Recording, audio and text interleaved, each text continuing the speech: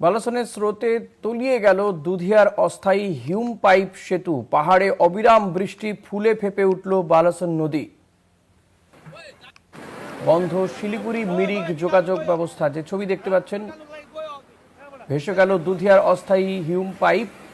প্রশান্ত বর্মন রয়েছে। প্রশান্ত, কি পরিস্থিতি এই মুহূর্তে সেখানকার, এবং প্রশাসনের পক্ষ থেকে কোনো কি উদ্যোগ এখনো পর্যন্ত চোখে পড়ছে? একেবারেই দেখো, বর্তমানে পাহাড়ে বৃষ্টি কিছুটা থামলেও কিন্তু আশায় বুক পাচ্ছেন দুধিয়াবাসী। ইতিমধ্যে ব্লক প্রশাসন ঘটনাস্থলে এসে পৌঁছেছে এবং পূর্ত দপ্তরের আধিকারিকরা এসেছে দ্রুততার সঙ্গে এই যাতায়াত শুরু করার তারা কি পরিকল্পনা করছে সেদিকে কিন্তু নজর রয়েছে। যদি তোমাকে জানিয়ে রাখি, গত বছর 4 অক্টোবরের স্মৃতি যেন ফিরল গতকালের রাতের বৃষ্টিতে। এক রাতের টানা বৃষ্টিতে ইতিমধ্যেই কিন্তু শিলিগুড়ি মিরিক যে যাতায়াত তা কিন্তু একেবারে বিচ্ছিন্ন হয়ে পড়েছে।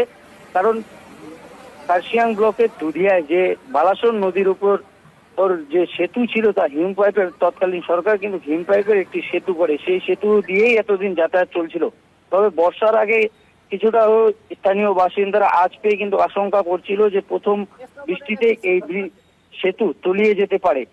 সেই মতো গতকাল রাতে কিন্তু টানা বৃষ্টি, এবং টানা বৃষ্টির যে একদম কার্যত বালাসন ফুসছে, এবং সেই নদীর যে ভয়াল রূপ তাতে কিন্তু একের পর এক যে হিম পাইপ তা কিন্তু তলিয়ে যাচ্ছে, যার জেরে কিন্তু যোগাযোগ একেবারে পুরোপুরি বিচ্ছিন্ন হয়ে গিয়েছে।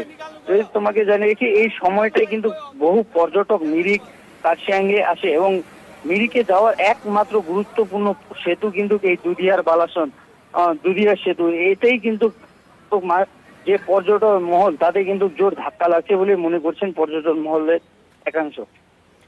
প্রশান্ত, এই এখনো পর্যন্ত কত সংখ্যক পর্যটক এরকম আটকে পড়েছে, তাদেরকে উদ্ধারের কোনো ব্যবস্থা কি নিচ্ছে প্রশাসন?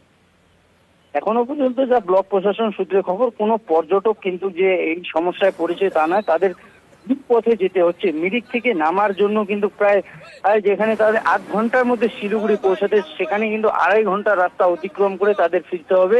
তারা একেবারে এই সেবক হয়ে ফিরতে পারে, বা এইদিকে আমাদের এই যে রয়েছে পুটুং রোড, সেই রোড দিয়েও নামানোর চেষ্টা করা হচ্ছে। যদিও এখন পর্যন্ত কিন্তু যে ব্লক প্রশাসন সূত্রে খবর, কোনো পর্যটক এখনো পর্যন্ত ব্লক প্রশাসনের সঙ্গে যোগাযোগ করেনি। তবে তারা তৎপর রয়েছে। এই ধরনের কোনো ঘটনা ঘটলে কিন্তু যুদ্ধকালীন 12 নম্বর জাতীয় সড়ক বন্ধ রয়েছে, এখনো কি বন্ধ রয়েছে? একেবারে এখনো পর্যন্ত বন্ধ রয়েছে, এবং যা পরিস্থিতি তাতে আগামী বেশ কয়েকদিন লাগতে পারে যান চলাচলে। যদিও ইতিমধ্যে পূর্ত দপ্তর ঘটনাস্থলে পৌঁছেছে, এবং সাধারণ মানুষ যাতে যাতায়াত করতে পারে তার নিয়ে কি পরিকল্পনা করছে সেদিকে তাকিয়ে রয়েছে দুধিয়াবাসী। আপাতত অনেক ধন্যবাদ প্রশান্ত। কথা বলছিলাম প্রতিনিধি প্রশান্ত বর্মনের সঙ্গে।